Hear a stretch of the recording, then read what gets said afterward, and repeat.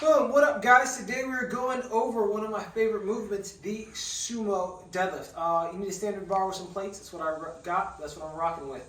So, the Sumo Deadlift, coined for its name of having a very, very large stance. Something about the stance and to be aware of and consider.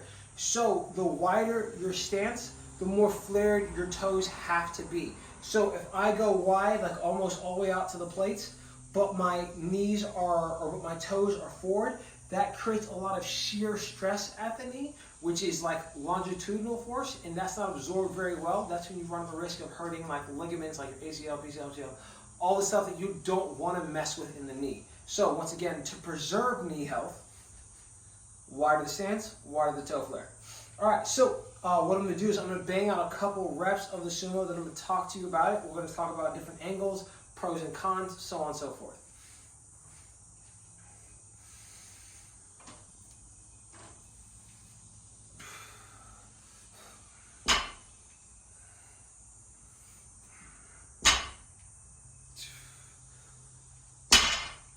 Yeah guys, so sumo deadlift, I like it. One of the pros of the sumo deadlift is that it closely resembles your squat mechanics. So if you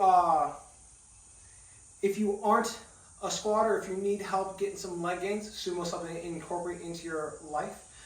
If you're not built to deadlift, sumo deadlift might be incorporated into your life. Everyone's built to deadlift. I meant conventional deadlift. So conventional deadlift, guys, your feet are close together, narrow stance. What you call like a deadlift specialist, someone with very long arms, long torso, short femurs, is going to have a massive conventional deadlift, right? That's just like a sweet money spot for that individual. I don't have that. I have the opposite. Yes, I've got some long arms. Torso is very short. Not to my advantage. So sumo ends up being a lot better for me as far as weight that I can move overall in total. A couple drawbacks, conventional versus sumo.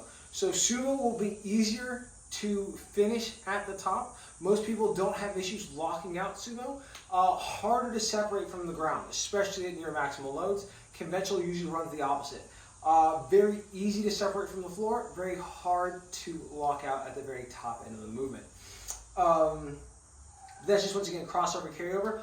Also, because sumo deadlift more so resembles squat mechanics, the sumo deadlift will be able to be performed multiple times in a week, whereas your conventional deadlift, 2 times during the week, especially when maximum load, might be a lot.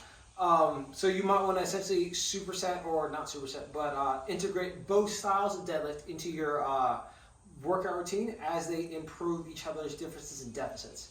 But I want you guys to catch the side angle of the sumo deadlift as well, so you can kind of see what my stance is going. Notice how my shoulders are still over bar. Most of the common things that you want to see in a deadlift are still here, right?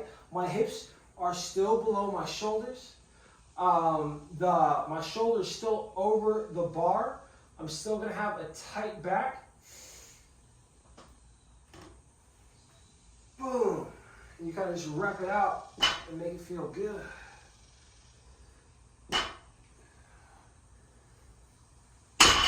As always, guys, I advocate for a neutral spine during the deadlift.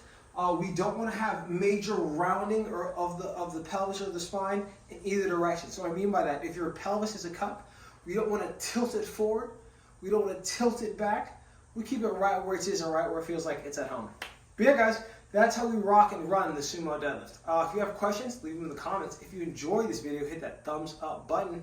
And if you haven't yet, go and subscribe to my YouTube channel.